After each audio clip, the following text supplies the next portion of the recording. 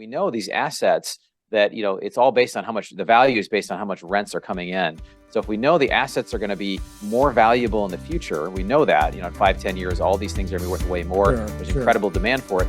And we get to pay it off with future dollars that are worth less, right? So there's just so many advantages there. So the advantage of, being in an asset versus being in cash is that you do have an inflation hedge, and you have an additional benefit that you're using some debt to be able to own these assets that we know over the long term are going to be worth substantially more. Welcome to the Threefold Real Estate Investing Podcast. This is the podcast where you'll not only learn how you can achieve massive success in multifamily real estate investing, but also how you can simultaneously pursue great relationships with your family and a better walk with God. You can achieve financial freedom through real estate investing without sacrificing the relationships that mean the most to you. Now, here's your host, Lee Yoder.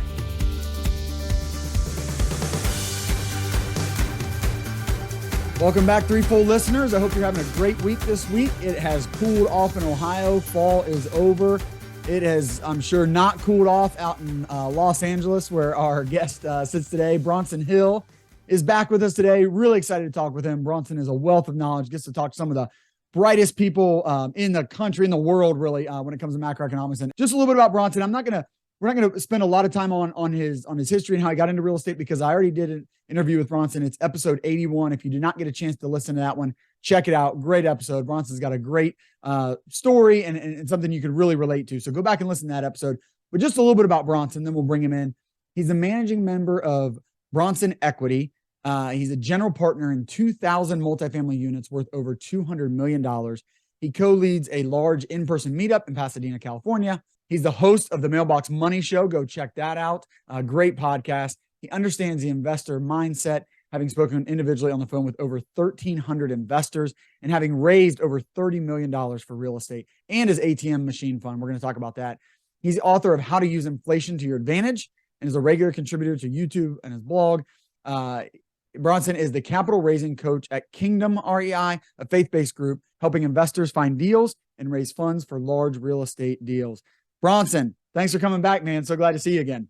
Hey, Lee, really excited to be here, man. I love what you're doing. I love the show and just love talking with you, man. You're bringing so much value to the space, and it's a real honor to be back as a returning guest. So thank you. Oh, I appreciate that, Bronson. Yeah, right back at you, man.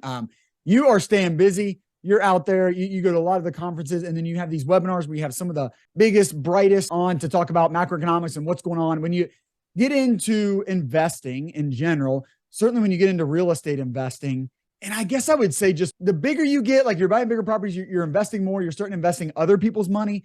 It's really, really important to stay plugged in and know what's going on in the economy. I mean, we've become a more and more financialized economy. And what I mean by that is just like there's more top-down control. The government is trying more to control the economy, and they think that they can not let us have recessions and they can flatten things out and iron things out. And it seems to be the opposite. But the Fed has a lot of control. They insert themselves a lot. So I just say all that, and some of that's my opinion, but you really need to understand macro. You really need to stay plugged in. You and I are both fans of Real Estate Radio guys. I know you're connected with them, Bronson, and introduced yourself with them. And I know that they, they're very open and talk about in 2008, where they kind of got blindsided because they didn't understand the macro. They were doing really good just in the real estate space, but they didn't understand what was going on macro-wise. So they're big into that. You are too, Bronson. So let's go there first, if you don't mind. What are you hearing? I know interest rates have shot up. Prices have come down a little bit, not a ton yet. It sounds like we're headed for recession, but unemployment's at an all-time low. So maybe that ends up, going up, but we're not, because we're hearing of job layoffs, but we're not seeing it maybe yet. With everybody you're talking to, Bronson, just give us maybe just like a 30,000 foot view of what you're hearing and seeing in the market. Yeah. I mean, like you said, it is really important to pay attention to what's happening in the macroeconomic environment, which for those of us that are real estate people, it can feel like, oh my gosh, what is this? Why do I need to pay attention to this? But like you said, if you weren't paying attention in 2006, 2008, you could have lost everything. And there are people that did lose everything. Even you guys mentioned the real estate guys, those guys lost a lot. And so that's why they've become big students of the economy. So that's something that I look at too. And so there are a lot of different factors that are going on. We've got, the jobs numbers, things are growing, inflation is high. One of the biggest things I think that I look at is inflation is, I think, not 8 or 9% as it's shared publicly with the CPI, or some people call it Sure. the CP Sure. right? They call it like it's actually just fake information. But if Yep. you look at Yeah. shadow stats and what costs actually are, it's more like 15 to 18%. If we have a recession, that number will come down a bit. But the confused mind will just say to wait, right? So we'll just basically Yes. say, oh, I don't know, I'm going to wait, whatever. Well, by waiting 2 years, you could lose 30 to 40% of your purchasing power just by waiting. So I think that I'm trying to get more invested into real estate, more invested into other assets, more invested into things, having a little bit of dry powder. But I think there's kind of two beliefs. I think when it comes to what's going to happen with interest rates, what's going to happen, obviously rates now just going from 3% to about a 7% or higher. If you have a single family house, that increases the payment by 41% for the same house. So we're seeing pricing come down a little bit. We're seeing demand soften, which is normal. I really think, kind of big picture, I think it's a great time to buy, particularly multifamily. And the reason why is because I think that the Fed typically raises interest rates. There's a friend of mine, Jeff Clark, that talks about, he does goldsilver.com. He talks about it's between 5 and 13 months. Almost every single time when they raise rates, it's just 5 to 13 months before they start cutting rates again. So we're, in March, it'll be a year. So we're kind of, I think, within the next 3 to 6 months, I think something's going to happen, either a recession or some sort of economic crisis, or something breaks in the financial system, and they've got to start lowering rates again. Now, if and when that happens, you look, back and forward, 2-3 years from now, we know there's incredible demand for multifamily housing. This could be a time that people have incredible regret about, man, I wish I had bought more, because when you buy, your buying price is fixed, but your interest rate can be adjusted later, right? So I think right now, I think it's a great time to buy. Obviously, I'm an insider in the multifamily space, but I also think it's just a great time to be in it. There's huge demand for it. And I think it's going to continue to be a demand, and we're seeing rents continue to rise in the right market. So that's my big picture view, I guess. Yeah, yeah. And so much there, Bronson. So tell me about inflation. Why are you not worried? What if inflation continues to rage on? Why do you want to get invested? And tell me a little bit more about, just the opportunity cost of just sitting and waiting, which you're totally right. Most people do. When they're fearful, they kind of just hold on and let's wait it out. And you're right, you can miss some of the best opportunities. And Warren Buffett says you need to be greedy when others are fearful. So this maybe is the time to be greedy, because there's a lot of fear out there. But tell me, why do you think multifamily does a good job to kind of hedge against inflation? Why do you think it's a good place to be if there is inflation? Or, I mean, there is right now. And even if there continues to be, it sounds like you're not worried about that if you're investing in multifamily. Yeah, I mean, I think I want to clarify a little bit too. I think that, just being invested in multifamily, I think there are risks in multifamily. There are more risks now than there were 6 months ago. I think, people that are underwriting that rents are going to keep rising, being very lofty with their assumptions. I personally, this is my own personal opinion, is that Class A brand new apartments, I think there's some risk there, because I think that when there is a recession, for example, in Pasadena, California, where I live, these 2 bedrooms in a nice part of town are going for $4,200 a month. Well, if there's a recession, they're not going to get 4,200, right? I know it's a sticker shock in Cincinnati, but at 4,200, they might be getting 3,500 or 3,000. Yeah. So when you're not really adding any value, that doesn't give you, what Warren Buffett talks about, margin of safety, right? So having a value add deal. We're buying stuff in Jacksonville, Florida. $1,000 is the current rent. After a light renovation, $6,000 per unit. We see around $1,500 or more than that on average per rent. So we can see that. It's called forced appreciation. It's already in the market. So we're not assuming the market's going to go up or down. It's just right where it is right now. So in general, though, when it comes to inflation and just, I wrote this ebook. It's my website, bronsonequity.com. People can download it for free, but it basically talks about how you can use inflation to your advantage. So we're used to kind of getting pain at the pump, and all the different ways inflation is hurting us. But if you are a borrower, inflation actually can help you, right? Because we're borrowing even now at costs that are below what inflation is. So it's actually, when you look at real interest rates, we're actually at a negative real interest rate right now. So you're actually borrowing below the cost of actual inflation. And what happens is there's a couple benefits here. One is you're only having to put maybe 20 or 30 or 35% down. And so if a property appreciates by 20 or 30%, you haven't had a 20 or 30% increase. You've actually doubled your equity, right? Because you only started with 20 or 30%. So you're actually going to use somebody else's money to go buy this asset. And then you keep all the upside. The bank takes none of it. Exactly. Yeah. Right? And so for the long run, again, I'm kind of jumping around a little bit, but there is a chart from Mother Jones that talks about rent and inflation. If I could pull it up, it would show you from 1960 till now, it's almost a solid trend line where those lines move together. Now the rents lag a little bit, but they move basically almost completely correlated. So if that's true, then rents will continue to rise. As inflation is high, rents will continue to rise. So what happens is, we know these assets that, it's all based on how much the value is based on how much rents are coming in. So if we know the assets are going to be more valuable in the future, we know that, in 5, 10 years, all these things are going to be worth way more. Sure, There's sure. incredible demand for it. And we get to pay it off with future dollars that are worth less. Right. So there's just so many advantages there. So the advantage of, being in an asset versus being in cash is that you do have an inflation hedge, and you have an additional benefit that you're using some debt to be able to own these assets that we know over the long term are going to be worth substantially more. So it really is an unfair advantage. There's also tax advantages, other advantages. So I'd like to be almost fully invested in different things. Obviously, you have a little bit of dry powder just in case something comes up. But for the most part, I'm 95%, invested. And I think that's a great way to be. Yeah, you laid that out really well there, Bronson. I appreciate that. I mean, if you think, we're going to have some inflation, which the Fed is telling you, I mean, every year, hey, they want it to be at least 2%. They're telling you we're trying to devalue by at least 2% every year. And, they usually get some of that. If you think some of that's going to happen, then yes, prices of everything goes up. I mean, including assets. So, I mean, that's where, going all the way back to, Rich Dad, Poor Dad, and what Robert Kiyosaki starts to teach people is just the power of good debt, the power of going into debt to owning assets. And you laid it out there well, Bronson, that if you go into debt and it's good debt because you own an asset with an asset that's going to eventually appreciate. Sure. If we go into a bad recession, could prices go down a little bit? Okay. Yeah, absolutely. But I'm with you, Bronson. 5 years from now, is it worth more? Yes. 10 years, is it worth a lot more?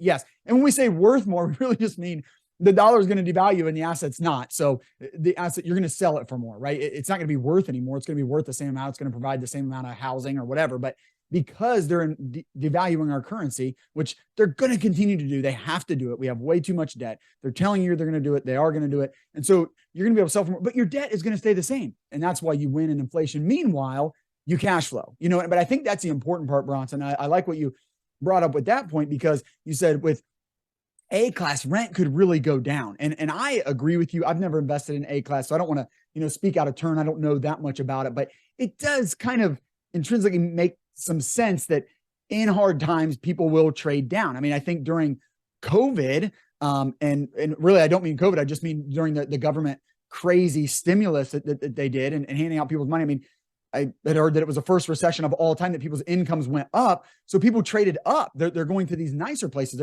Hey, I was B class. Now I can afford A class and I can move to Austin and get an A class apartment building. And then the recession hits and we're hearing of all these layoffs, or, maybe you're just not making as much and maybe you just ran out of your stimulus money. You have to trade down. So that makes sense to me. And I think what I think people are missing a little bit, Bronson, is they talk about demand. That's fine. Yes, there's demand for housing. There's demand for housing.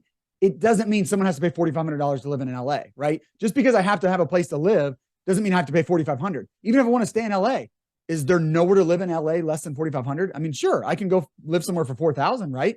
So that place that's renting for $4,500, I mean, if enough people do that, then they have to lower to $4,000, right? I mean, so it's not like the demand goes away, but eventually if people can't afford it, then the demand for $4,500 goes away. And so I think that is where you got to be careful. And I think you said it right, Bronson. There are some risks, because I would say for the last 2 years, it just seemed like rent just went up, and I mean, went up really fast. And even if we level off, I mean, you gave a great example of what you guys bought in Jacksonville, where rent is $1,000. If we put $6,000 into it, we can get it up to $1,500. I mean, correct me if I'm wrong, but if rent comes down a little bit and now we're talking about $1,400, you guys are talking about getting $400 in rent months instead of $500.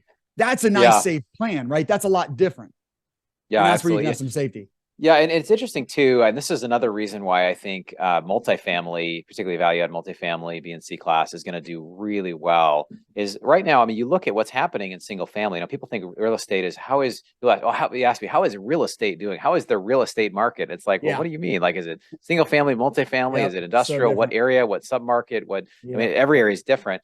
And so, but I think what's happening too is fewer people are buying single family houses. Well, why is that? Interest rates are high. They can't qualify. They don't want to do it. So they have to live somewhere, right? So where are they going to live? A lot of these people are living in apartments. So I think that continually will drive higher and higher rent prices, right? So I think rents, in general, are going to keep going up. Now, again, when I say class A is going to come down, it's just in recessions that you typically see people move from class A to class B or C.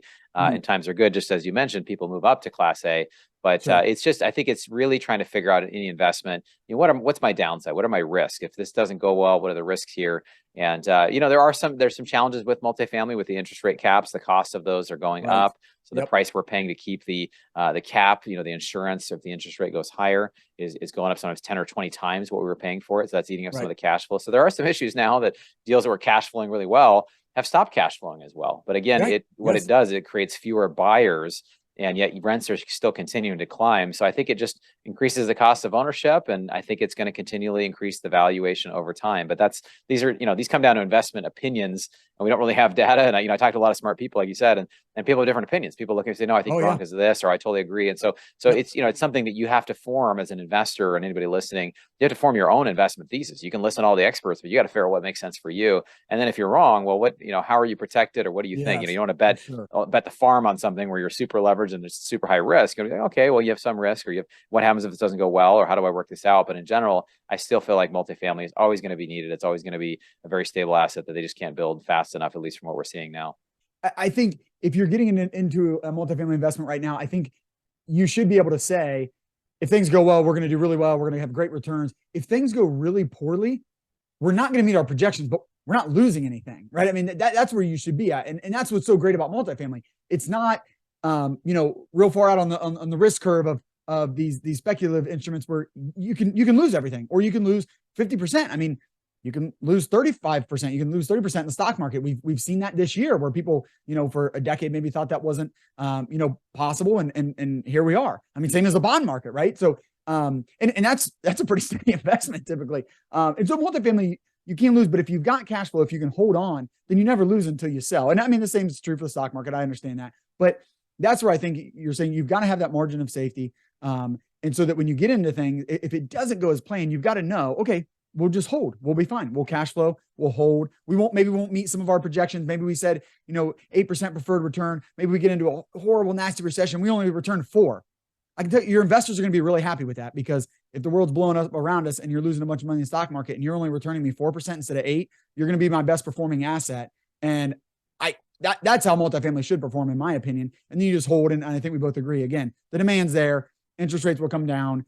The Fed will react, and eventually, prices go up, and we win in the end if you can hold through and sell when you want to sell, not when you're forced to sell. So, but yeah, there's still a lot. And what you said there about the banks, I just think an easy way to say that, or people understand, just banks have tightened up. They're making it harder to lend. They want more for their money, right? And I mean, that's because they're paying more for their money to the Fed and the Fed funds rate, things like that. But they want more for the money, and they're making it harder to lend. So you're right, Bronson. It's going to be the people that kind of push out there that can go get these deals, because I know I was just telling you about a deal here locally where they, broker was telling me, like, we just don't have any buyers. So it's going to be, and they're like, look, the seller wants to sell, so throw us an offer. I mean, that's where we're at today. That's crazy compared to where we were a year ago. I mean, a year ago, hey, get in line. There's 15 people. We have 15 offers already. If you want to be the 16th, go ahead. Just make sure it's high, right? So very different place. And so it's going to be the people that are willing to step out there. But again, be careful, because there are some more risks. Like you're saying, I think to think that rent just continues screaming higher like we've seen is probably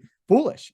We've gone really far, and the Fed has turned off the spigot, and the government has turned off the spigot for the stimmies that we were getting. So, likely things level off. So, be careful with your projections. But well, man, you and I could probably riff on this all day. I love talking about this stuff, and you're a great guy to talk about it with.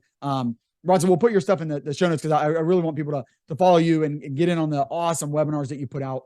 Let's transition a little bit, Bronson, because I know you don't just invest in multifamily. That's mostly what I talk about on here, but I like to, sprinkle in some other stuff just so people know what else is out there. I know you've got a really great ATM fund that you're really excited about, and you guys have done really well with that. Can you tell us a little bit about that? Like, what's the probably to some of my listeners that's brand new. Like, what the heck? Why would you buy ATMs? What's that like? Can you just tell us a little bit about it? Yeah, so I think it's really important whatever you invest in. I tell people, we have 200 million in real estate. I say, I really don't love real estate. I love what real estate does for me, right? So it comes down to whatever you invest in. What is the profile of the investment, right? What does it do? Right. What is it? What are the returns? What are the risks? What's the cash flow? And I think one thing I look for, and a lot of my investors look for, is consistent cash flow.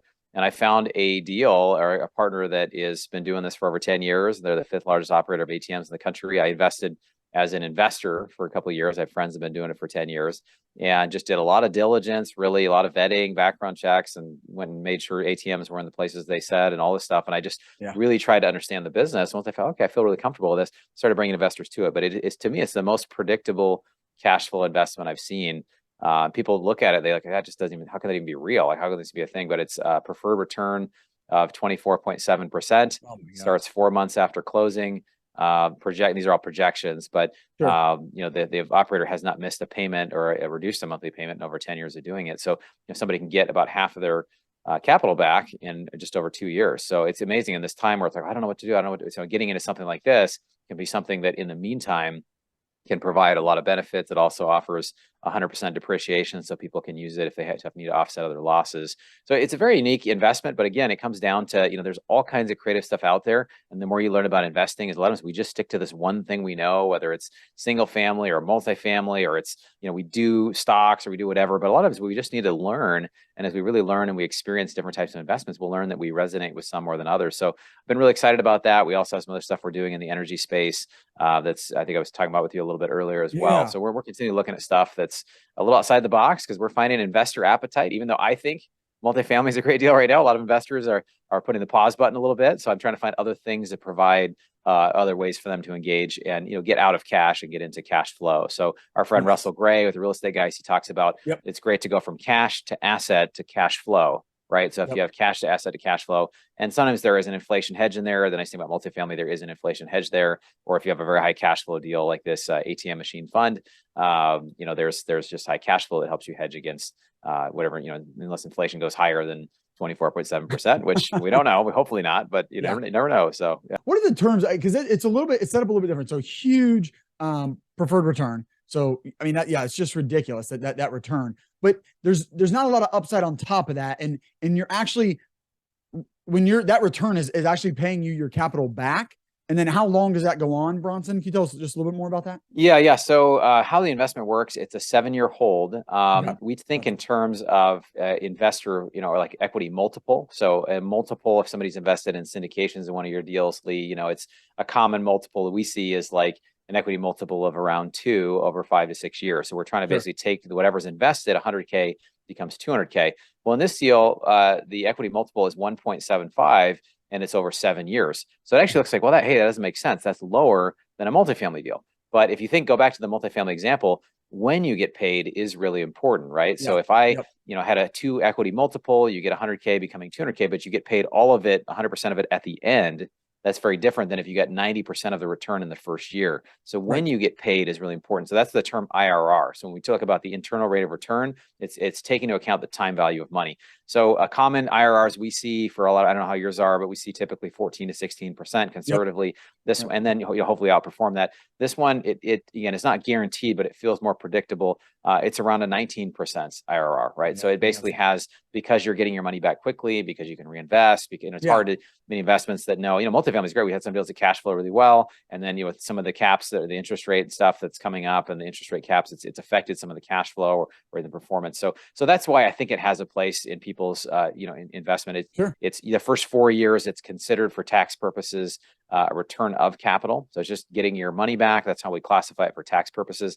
And the last 3 years is basically just here's the, a return on capital is potentially taxable if you don't use the depreciation for that. Yep. Man, I love it. Yeah, no, that's a really good distinction there, Bronson, because if you're getting 25% versus, a typical multifamily deal maybe is 8% preferred return. I mean, so, and sometimes it's, a 6% preferred return, is not uncommon at all. But even if it's 8, after 2 years, we've given you $16,000 and that's a return on your capital, but still you've got 16,000. So after 2 years, you can go and invest 16,000 somewhere else. Whereas with the ATM fund, you've, after just like you said, just after 2.5 years, you've almost got, 50,000 back. So you can go invest 50,000 somewhere else. That's a lot different. So now you're getting a return on that 50,000 after just 2 years versus getting a return on 16,000. So you can see why that internal rate of return, that IRR, is important if you continue to invest, which you should. So yeah, thanks for giving that explanation. I know there's a lot of interest there, and I think probably, Bronson, like, you've gotten so many people in the multifamily, they're just wanting something else. They want to diversify. So now you're allowing them to diversify. Yeah. They talk too about the idea of like, it's kind of a little cliche, but the riches are in the niches, right? So if you just do Mm-hmm. multifamily or in every market in the country, whatever, like it's very hard to find investors like, well, what do you do and how are you specialized here versus like we have 1,500 multifamily units in Jacksonville, right? Or you've got a bunch in Cincinnati or what, you have a focus. And so when it comes like, oh, and I also do this ATM machine fund, that's a little different. And you become an expert in that space, right? And Yep. so it, Yep. it builds. So I think whether you're an operator and somebody looking, finding those niches and really kind of niching down is very helpful. Or even Yeah. as an investor, you'll find out as a passive investor what works for you, what you like, what you don't like, and you can have more than one. But I think it's good to be. And I have good friends, like we talk about Class A apartments. I have good friends that I respect a ton, and they only do Class A, right? And I Sure. think Yep. sometimes it's because they can raise too much money and they have to put it in there, like big guys like Mm. Grant Cardone or some of these big REITs or things like that. But other ones, they just love it because it's less maintenance. They have reasons they do it, Oh, and they have sure. a whole opinion about it. So I'm not Yep. saying it's wrong. It's just for me, I see there's some risk there for these reasons, but you have to have your own investment thesis and find out what works for you. So ATMs won't work for everybody, but for some people and for a lot of people, they start getting into it and they're like, man, this is awesome. I've never Yep. had a cash flow investment like this. So it's fun. Yep. Yep. That's awesome. No, thanks for that, Bronson. So hey, as we kind of wrap it up here, I always like to ask, what would you say? I mean, you talk to so many investors, you've talked to so many investors over here, been in a lot of investments, you're an investor yourself. What would you say is a key ingredient to being a successful real estate investor? Oh man, that's a really good question. I think there's a number of things, but that Warren Sure. Buffett was asked this question. Again, I know you've mentioned Warren Buffett as well. I'm a Yep. big student. Anybody I recommend study Warren Buffett, study his quotes. His book called The Snowball is awesome. But he was asked this question: what makes an investor the most successful, or what's the most successful quality people have? And he says, really, it's actually has to do with temperament. That if you can just Mm, simply have the right temperament, and like he talked about being fearful when others are greedy, or being greedy when others are fearful. It's really hard when people are saying the sky is falling and there's a panic to have a level head and be like, this is a great time to start deploying capital. So we're not, I don't think we're like the sky is falling yet, but I think, just being aware of that. And some people really have that, some people don't. But I think just being aware of your own temperament is really important. So I think that's probably the first thing. The two things I think that really help people to grow is networking and education, right? So going to sure. meetups, Yep. going to conferences. Like you Absolutely. mentioned, I go to a lot of events. I meet partners there. I meet investors. I meet all kinds of people. And the second is education. Shows like this podcast, other YouTube, going to events. We do panels every month. I mean, reading books. All this stuff just makes you better. And so there's a quote by this guy, Tommy. His name is Tommy Jones. They call him Tommy Tremendous Jones. Because he would always say how he's doing. He's tremendous, but he would say you'll be the same 5 years from now, except for the books you read and the people that you meet. And so it's Yeah. So basically that true. principle of Yeah. education and networking, right? So those are the Yep. two things that whether you're passive or active will make you a better investor. Yep. No, absolutely. Yeah, that temperament thing. I mean, it's such a simple concept, but it's so hard. I just think you have to have a conviction around it. I mean, you're right there, Bronson, saying, hey, we're still jumping in on multifamily because yeah, the sky is not falling, for sure, but it's different. I mean, it's not like it was. And when I was just saying there's that deal out there where they don't have any buyers, it makes you feel like, well, should I go buy it because nobody else wants it? Why does nobody else want it? But truthfully, like, I can go get a really good deal versus why does it make me feel so much better when I have to bid against 10 other people and pay a much higher price? Yeah. I mean, Well, and then you can hard. dictate your own terms, right? I mean, I you can go to know. say, I hey, can know. you do seller financing? Can Yep. you do? And we actually had one deal where we had been, it's been kind of dragging on because we had two of our largest deals we've ever done. We raised 20 million for one deal and Wow. about Yeah. 13 million for another. This was just Awesome. like in the summer.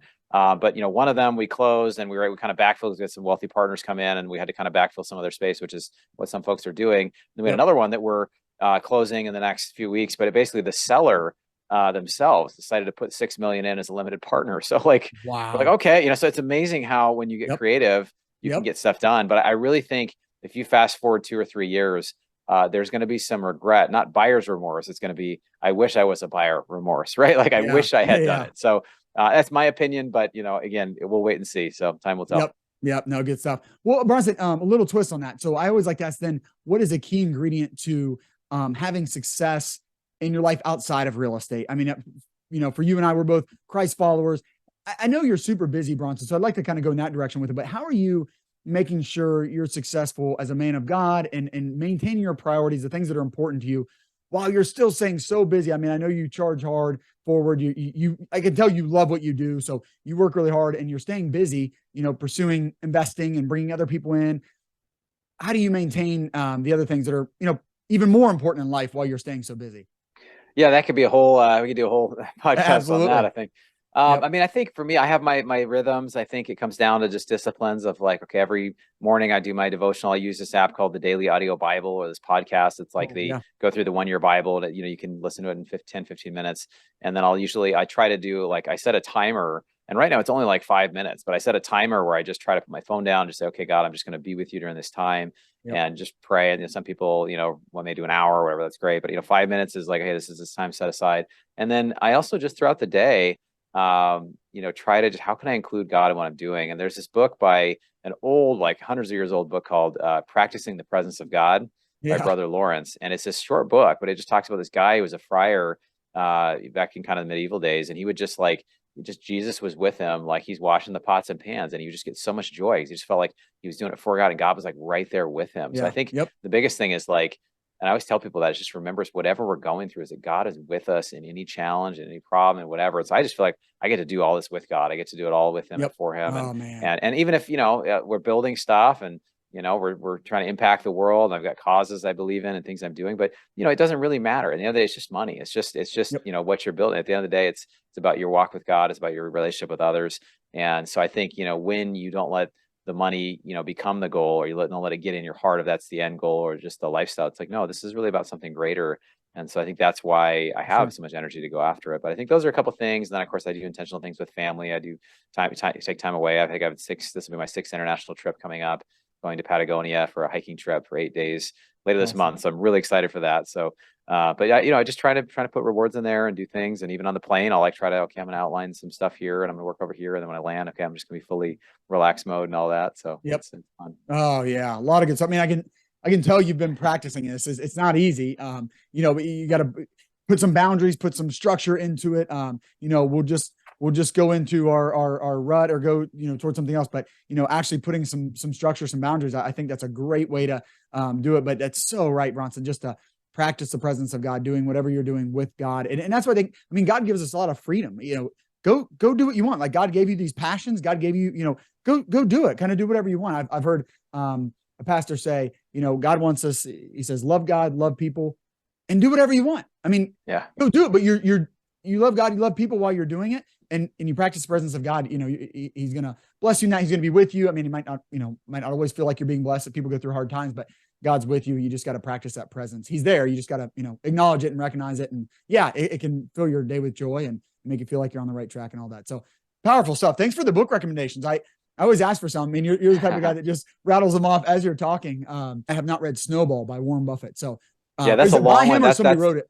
It's about him, Okay, but it's just a great book. It's something I listen, I think I read 60, 70 books a year, but I listen to a lot of books. So that's one to listen to is really good because it's like, it's a biography, but it's really fascinating. Just, I mean, him as an investor, if you just study his life and his, things he does, obviously I don't know that he's a Christian, but, basically just the idea of stewardship, the idea of, making your money work for you. I mean, you look at the compound effect of his life. I mean, it's amazing. So that's something, especially as a person of faith, it's like, we're doing the same thing with whether it's money or it's our time or whatever. We're just trying to, invest it in ways that will produce an impact. So be good stewards. Yep. Absolutely. Man, this was a lot of fun, Bronson.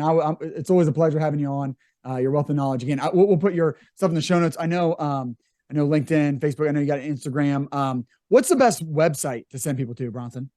So just my website, bronsonеquity.com. I mentioned this report here. This is, how to use inflation to your advantage, 50 color pages of, love that one. Excuse me, it's just a free download. People can go in and download it and we can kind of start a conversation, or if people are interested in reaching, being a part of some of our investments or hearing about them, we can set up a call and start a relationship. But this has been greatly. Thanks for. Yeah, absolutely. Hey, before I let you go, I always like to ask my guests, how might my listeners and I be praying for you in the coming weeks?